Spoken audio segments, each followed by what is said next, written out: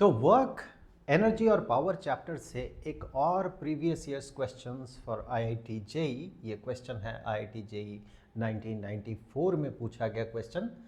यहाँ पर एक पार्टिकल कहा गया जिसका मास m है, वो पार्टिकल आपको यहाँ पर दिख रहा है। इस पार्टिकल का मास जो है मास m है, is moving in a circular path. तो ये देखिए इस सर्कुलर पाथ में ये मूव कर रहा है, ये डॉटेड लाइन से जो सर्कुलर पाथ आपको दिख रहा है जिसका कि सेंटर यहां पर है,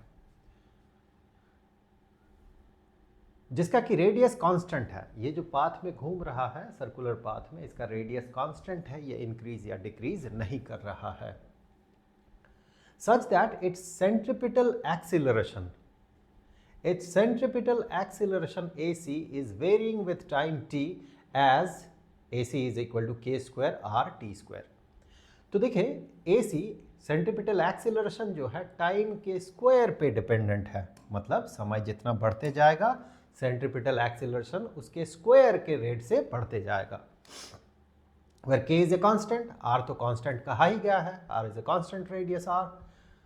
The power delivered to the particle by the force acting on it is, ये क्या होगा पावर डिलीवर्ड। पहले तो इस सिनेरियो को आपको समझना होगा कि there is a force, there is a required force. अगर एक पार्टिकल यूनिफॉर्म स्पीड से अगर सर्कुलर मोशन परफॉर्म करे, यहाँ पर यूनिफॉर्म मोशन है नहीं, वैसे इसका स्पीड जो है इंक्रीज करते जा रहा समय के साथ साथ, वो हम आगे देखेंगे।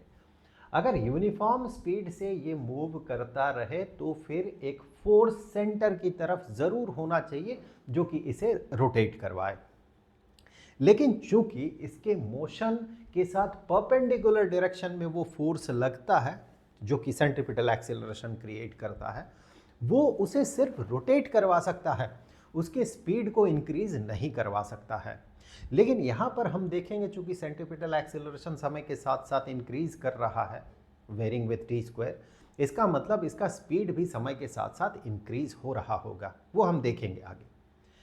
तो स्पीड इंक्रीज करने के लिए जरूर एक एक्सटर्नल फोर्स यहाँ पर टेंजेंशियली लग रहा होगा जो कि इसके स्पीड को इंक्रीज कर रहा है।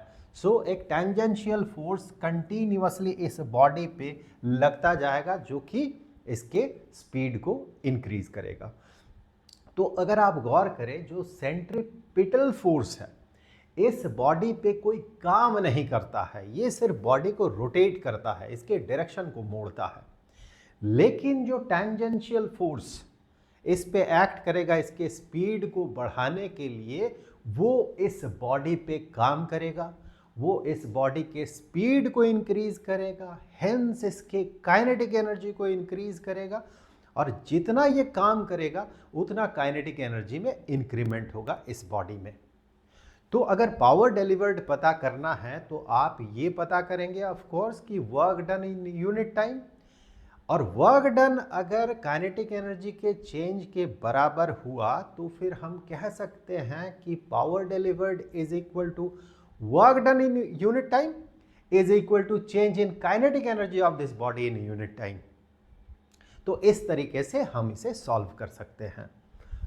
एक बार मैं रिपीट कर दूं, जो सेंट्रिपिटल फोर्स होता है जो इसे रोटेट करवाता है वो कोई काम नहीं करता, हेंस उसके द्वारा कोई पावर डिलीवर्ड होगा नहीं, वो कोई काम नहीं करेगा, क्योंकि वो जो फोर्स अप्लाई करता है टुवर्ड्स द सेंटर होता है और बॉडी का मोशन जो होता है टेंजेंशियली होता है, और टेंजेंट लाइन के साथ, टेंजेंट लाइन जो है इसके रेडियस वेक्टर के साथ हमेशा 90 डिग्री का एंगल बनाता है। यानी कि अभी इसका स्पीड जो है टेंजेंशियल डायरेक्शन में है और इस पे जो फोर्स एक्ट कर रहा है ये फोर्स जो है सेंटर की तरफ होता है, तो इसका डिस्प्लेसमेंट इधर ही होगा जिस डायरेक्शन में वेलोसिटी एक्ट कर रहा है। तो यहाँ ये 90 डिग्री का एंगल बनाता है फोर्स, और डिस्प्लेसमेंट 90 डिग्री का एंगल बनाएगा, हेंस वो कोई काम नहीं करेगा, हेंस उसके द्वारा कोई पावर डिलीवरी नहीं होगा।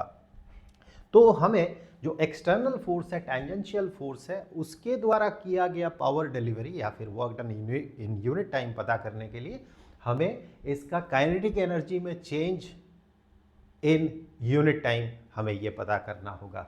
सो सबसे पहले आप देखें, कहा गया है कि सेंट्रिपिटल एक्सीलरेशन, तो सेंट्रीपिटल एक्सीलरेशन जो होता है, ये सेंट्रीपिटल एक्सीलरेशन जो घूमने के कारण इसके सेंटर की तरफ एक एक्सीलरेशन बनता है, जिसे हम सेंट्रीपिटल एक्सीलरेशन कहते हैं, दैट इज इक्वल टू इसका जो इंस्टेंटेनियस स्पीड है, टेंजेंशियली ये स्पीड होगा इस डायरेक्शन में, वो speed let us say that speed is v, तो tangential acceleration is v square divided by radius of this circular path. So this is acceleration. अब आप देखिए, एक्सीलरेशन से हम स्पीड इसका पता कर सकते हैं और स्पीड से काइनेटिक एनर्जी पता कर सकते हैं इस बॉडी का.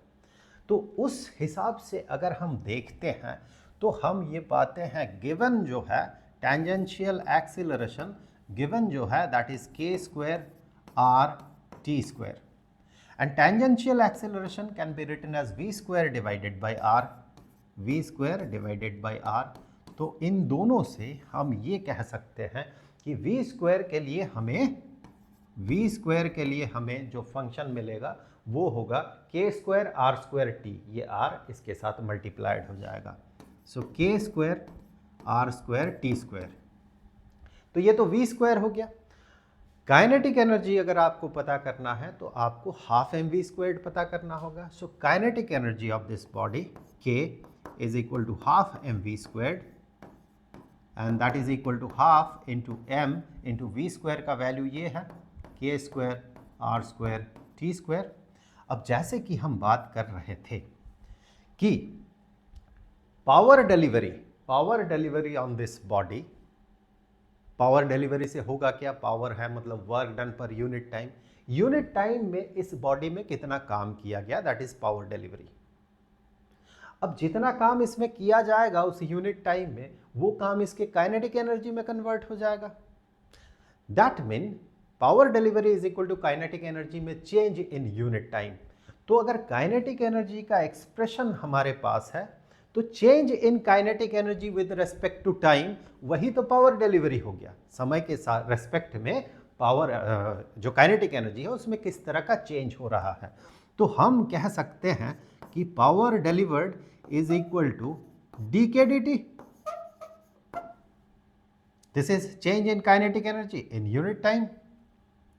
सो जब हम इसे टाइम के रेस्पेक्ट में डिफरेंशिएट करेंगे तो कांस्टेंट टर्म्स को तो पहले ज्यों का त्यों रख दें. k स्क्वायर के कांस्टेंट है, r भी कांस्टेंट है, तो ये सारे कांस्टेंट है.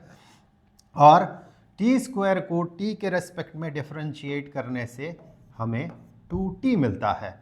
यहाँ से आप 2 और 2 आप कैंसल्ड होते हुए पाएंगे और आपको मिल जाएगा यहाँ पर m k square r square t. तो ये जो है ये पावर डिलीवरी हो गया, D K D T, change in kinetic energy in unit time.